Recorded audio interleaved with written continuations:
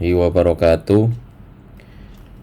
Pada pertemuan ketujuh saya akan melanjutkan materi tentang desain konsep database. Kemarin kan saya hanya menjelaskan sampai pada selection, ya, relational algebra. Saya akan melanjutkan ke relasi aljabar lainnya, yaitu projection.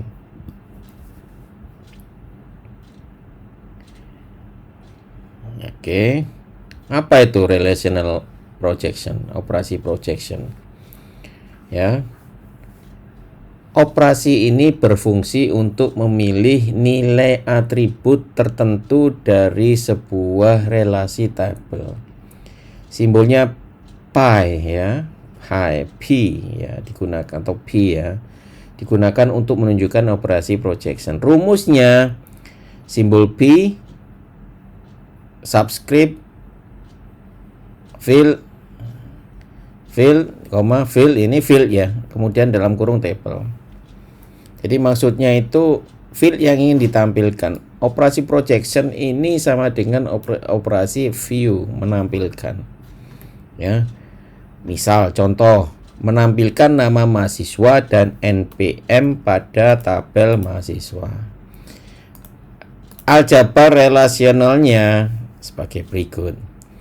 Simbol P, kemudian subscript, ya, subscript itu di bawah ya, under ya. Kalau superscript itu di atas ya. Ini subscript nama lengkap, koma, NPM dalam kurung tabel mahasiswa. Maksudnya apa? Tampilkan field nama lengkap dan NPM, NPM ya, pada tabel mahasiswa yang namanya tabel mahasiswa. Hasil operasi projection kalau kita running ya akan menghasilkan tampilan seperti di contoh ini. Ya, kalau Anda lihat tampilan projection seperti ini. Muncul nama lengkap dan NPM sesuai dengan rumus yang ditulis. Nah, kalau Anda ingin mau menambahkan, silakan. Koma apalagi, NPM apa misalnya. Ya. Alamat misalnya. Nama lengkap NPM alamat gitu. Tinggal koma alamat.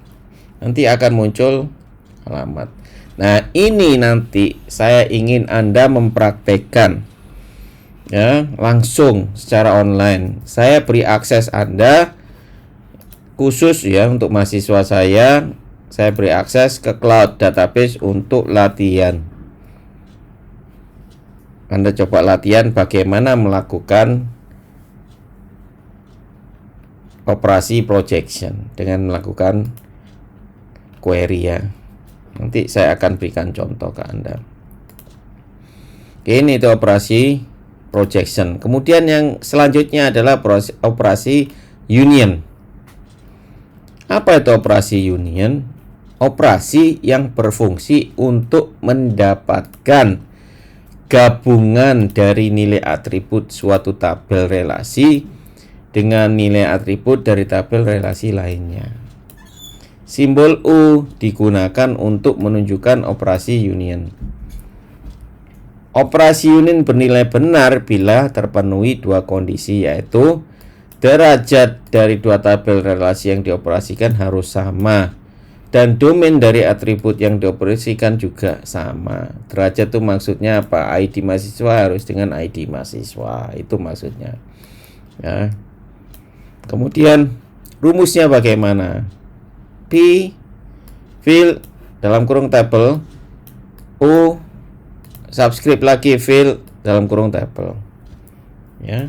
Jadi maksudnya tampilkan NPM pada tabel mahasiswa yang relasi dengan NPM pada tabel GU bayar.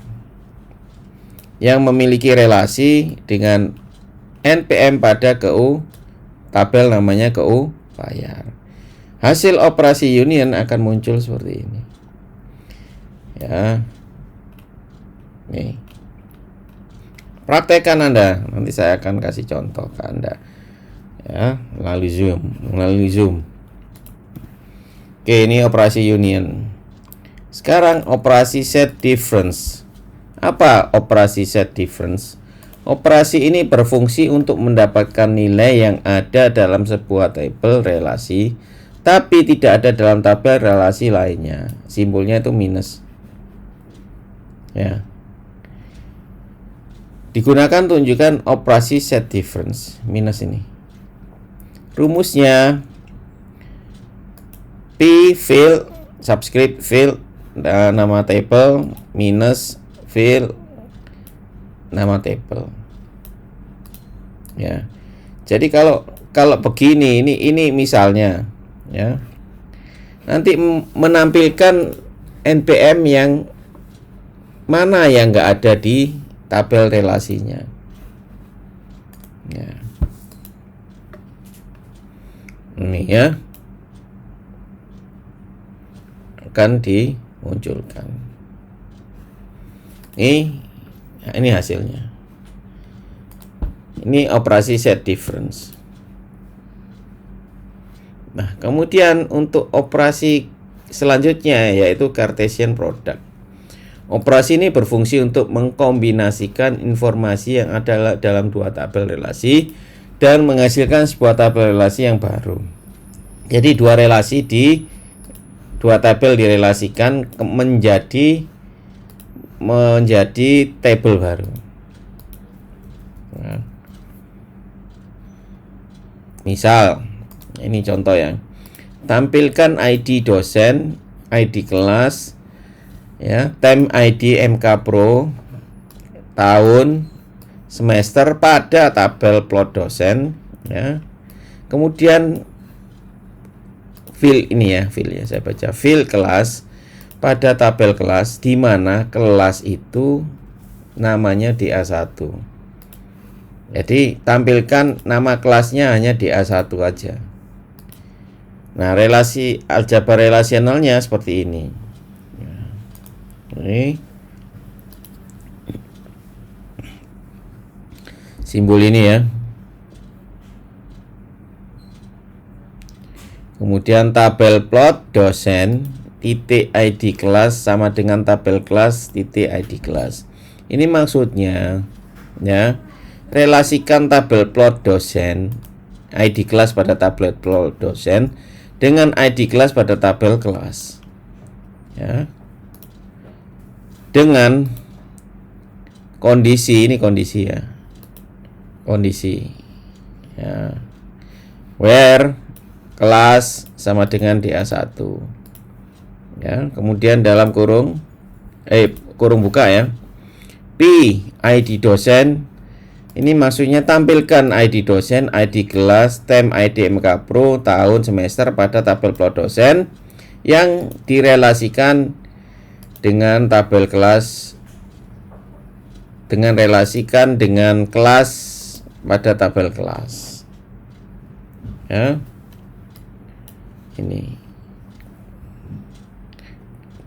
Ini relasikan ya antara tabel plot dosen dengan tabel kelas itu dengan ID kelas. Jadi tampilkan ID dosen, ID kelas, tem ID MK Pro, tahun, semester pada tabel plot dosen dan tampilkan kelas pada tabel kelas. Oke. Ini untuk set. Nah, ini hasilnya. Nah, ini query-nya nanti Anda bisa coba. Ini Cartesian product. Hasil operasinya seperti ini. Ya. Ini select. Ini saya kasih warna beda ini. Ini perintah ya. Jadi select, pilih. Ini pilih. Ini tab ID dosen pada tabel plot dosen, ID kelas pada tabel plot dosen, tem ID MK Pro pada tabel plot dosen, tahun pada tabel plot dosen, semester pada tabel plot dosen, dan nama kelas pada tabel kelas pada tabel plot dosen yang direlasikan inner join ya pada dengan tabel kelas. On ini direlasikan berdasarkan apa? ID kelas. Ini ID kelas. Nah, kondisinya apa? Where, di mana nama kelasnya adalah DA1. Jadi ini logikanya. Memang butuh latihan, makanya saya berikan akses cuma-cuma kepada Anda untuk latihan. Jadi tolong dimanfaatkan ya. Tolong dimanfaatkan. Saya beri akses untuk kalian, saya ajarkan bagaimana Anda menggunakan Navigate Premium. Asal Anda install ya. Oke. Ini nanti Anda coba ya, syntax query Cartesian produknya di Navigate Premium. Oke, lanjut. Masih aljabar relasional. Operasi selanjutnya intersection. Jadi set intersection atau intersection termasuk ke dalam operator tambahan karena operasi ini dapat diderifikasi dari operator dasar sebagai berikut. Relasi aljabarnya nih, iya. Saya kayak tadi ya, tampilkan agama pada tabel dosen yang direlasikan pada field agama juga pada tabel mahasiswa. Ini intersection. Nah, syntax query-nya seperti ini. Ya. Select tetap harus ini. Select from where ini kondisi ya. Kalau Anda nggak pakai kondisi ya nggak apa-apa. Select from, nanti Anda coba-coba sendiri. Union, select ya. From where ya. Ini merelasikan menggunakan intersection pakai union. Hasilnya ini. Jadi menggabungkan antara dua tabel ya. Kemudian menampilkan data yang ada di dua tabel. Tabel apa? Tabel mahasiswa dan tabel dosen. Ya, agamanya kan sama ya. Ya, agamanya kan sama-sama punya field agama. Jadi digabungkan ini namanya. Ini nama mahasiswa juga ini ada nama dosen. Ahsan Hendratmi ini dosen. Ya, Ahsan Fajri ini mahasiswa. Andriawan ini mahasiswa. Jadi digabungkan antara tabel mahasiswa dengan tabel dosen itu di merge istilahnya. Ya. Tuh. Oke. Nanti dicoba, Anda coba. Nanti saya akan ajarkan bagaimana Anda cara menggunakan Navigate Premium. Oke. Yud. Sekarang kita bahas tentang relational database. Apa sih relational database itu? Relational database itu merelasikan, menggabungkan table di dalam database. Ya ada tiga relasi, ya, bentuk relasi antar table.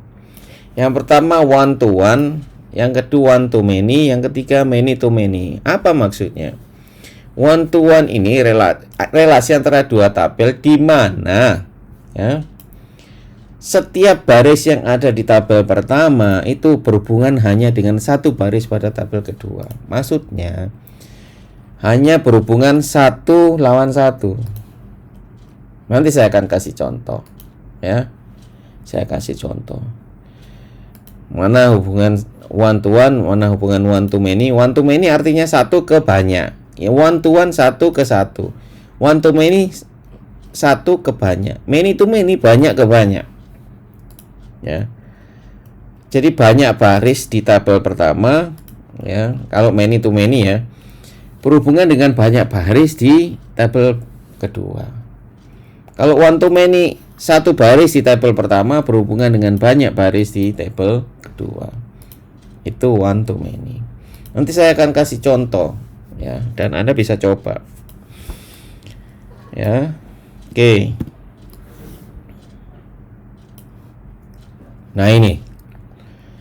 Contohnya one to one ya. One to one itu misalnya tabel mahasiswa dengan tabel program studi. Ya. Mengapa kok hubungannya one to one? Satu mahasiswa tidak mungkin dia lebih dari satu program studi, betul? Betul. Kecuali kalau dia sudah lulus ya. Ya, sudah lulus di closing dia datanya, ya tetap hanya satu prodi yang aktif dia. Tidak bisa lebih dari 2 prodi. Tidak mungkin satu mahasiswa bisa memprogram 2 prodi. Ya, akuntansi dan manajemen tidak mungkin. Jadi satu mahasiswa hanya bisa memprogram 1 program studi. Itu one to one relation. Ya, ID mahasiswa ini Anda lihat relasinya berdasarkan apa? ID program. Ini Anda lihat ID program. Ini ID program. Ya. Anda lihat ini one to one. Ini simbol one to one. Ya. Nah, ini kemudian one to many bagaimana? One to many itu berarti satu ke banyak. Artinya satu baris tab ID mahasiswa ini berelasi dengan banyak baris di KU Bayar. Kenapa? Karena setiap mahasiswa punya transaksi lebih dari 1 kan di sini. Oke. Lebih dari 1. Ini one to many. Satu mahasiswa bisa bayar SPP, bayar ujian dan sebagainya kan? Oke. Ini one to many. Nah, sedangkan many to many, banyak ke banyak. Ini saya kasih contoh tabel mahasiswa dengan tabel mata kuliah prodi. Banyak mahasiswa ya, juga banyak memprogram nama mata kuliah. Ya. Begitu juga sebaliknya, mata kuliah ini diprogram oleh banyak mahasiswa. Ya. Misal A, B, C, D namanya ya. Itu juga memprogram banyak mata kuliah di sini. Ini relasi many to many. Ini simbolnya. Direlasikan berdasarkan ID program. Ini. Nah, oke. Paham ya? One to one, one to many, many to many. Lanjut. Kemudian data redundancy. Redundant. Apa data redundant ini? Redundant itu banyak ya. Maksudnya redundant itu lebih dari 1 ya, data redundant itu. Data redundant itu eksis ketika ada data yang sama disimpan ya di tempat yang berbeda. Ya, seharusnya kan tidak perlu. Contoh, bagian marketing. Bagian marketing menyimpan data customer A. Bagian keuangan juga menyimpan data customer A. Bagian produksi juga menyimpan data customer A. Ini yang dinamakan data redundancy. Ya. Dan ini menyebabkan inkonsistensi data. Nanti saya akan jelaskan di slide yang berikutnya. Ya. Ini namanya redundancy. Data redundancy. Jadi ada di tempat lebih dari 1 lokasi nama. Padahal satu ya, satu customer ya. Si A. Ini ada di marketing, ada di bagian keuangan, ada di bagian produksi. Nah, apa kelemahan dari data redundancy? Slide selanjutnya. Ya, ini masalahnya atau kelemahannya ya. Yang pertama, tidak konsisten. Data di bagian keuangan tidak sama dengan data di bagian marketing. Contoh misalnya Muhammad Najib misalnya. Ya, di bagian marketing menulis lengkap Muhammad, MUHAMMAD Muhammad. Tapi di bagian keuangan nulisnya MO, pakai MOH Muhammad. Nah, Najib pakai P, yang satunya pakai B. Ya, itu enggak konsisten data. Enggak sama datanya. Itu baru nama, bisa jadi yang alamat juga sama. Ini yang pertama, tidak konsisten tuh seperti itu. Yang kedua, keamanan sangat rentan. Ya, keamanan data itu sangat rentan. Kenapa? Ada di banyak lokasi. Berarti banyak orang yang bisa mengakses data itu. Ini baru data customer, belum data keuangan, belum data produksi. Betul? Nah, ini sangat rentan. Kenapa? Karena datanya tersebar di mana-mana. Jadi kemungkinan leak atau bocor itu tinggi sekali. Ya, yang ketiga, kesalahan input data. Data entry error. Seperti yang saya sebutkan tadi, ya. Salah nginput datanya. Tidak sama akhirnya datanya. Ya. Yang di marketing si A order 100, yang di keuangan nyatet 75, yang di produksi 50. Beda. Bisa jadi ada kesalahan input data. Karena apa? Karena masing-masing menginputkan data sendiri-sendiri. Manual. Dari marketing diinputkan lagi oleh keuangan, diinputkan lagi oleh produksi. Jadi ada 3 kali penginputan informasi. Ya. Itu bisa terjadi kesalahan input data. Karena masalah human error juga. Yang keempat, masalah integritas data. Jadi datanya tidak terintegrasi, terpecah-pecah. Jadi banyak data. Nah, kalau banyak data sulit maintenance-nya. Ya, tidak terintegrasi datanya. Nggak jadi satu datanya. Inilah masalah dari data redundancy. Nah, ini kita harus menghindari yang data redundancy itu. Ya, bagaimana caranya Pak? Kita agar data itu menjadi satu dan tidak redundant. Oke, ini kelemahannya kalau ada data redundant. Lanjut, saya akan menjelaskan data anomali.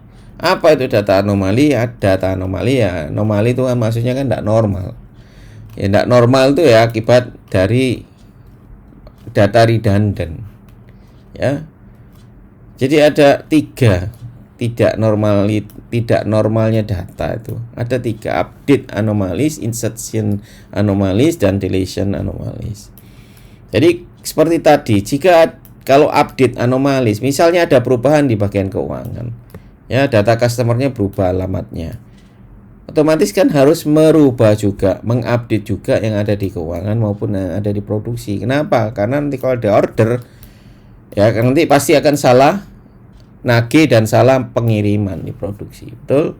Nah, harus ada update namanya. Nah, ini nggak normal loh ngupdate. Iya kalau diupdate, kalau enggak bagian lain enggak ngupdate bagaimana?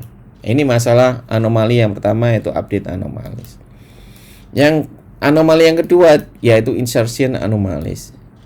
Kalau tadi update, sekarang ada data baru, berarti menginsert data. Ya, kalau bagian marketing menginput data baru, otomatis bagian keuangan juga harus menginput data baru, produksi juga harus menginput data baru. Ini insertion anomaly. Ya, kemudian anomali yang ketiga ada deletion anomaly. Begitu juga untuk menghapus. Kalau menghapus satu, harus menghapus semua kan? Nah, itu harus melakukan operasi yang sama di bagian-bagian lain. Ini yang dimaksud data anomalis terjadi apabila ada data redundant atau lebih dari satu data. Jadi memaintain data redundant ini susahnya Pak. Ini baru satu data. Kalau banyak data bagaimana? Inventaris, keuangan, produksi. Wah, ruwet. Ya. Ini kita harus hindari. Untuk itu Anda sebagai desainer sistem, Anda harus paham tentang data redundant dan data anomalis, dan ini harus Anda hindarkan. Baik, saya akhiri pertemuan ke-7 materi lanjutan dari desain konsep database. Ya. Kemudian nanti ada pertanyaan, silakan Anda hubungi saya lewat WA seperti biasanya. Silakan mau telepon, email, bebas. Saya akhiri. Wassalamualaikum warahmatullahi wabarakatuh.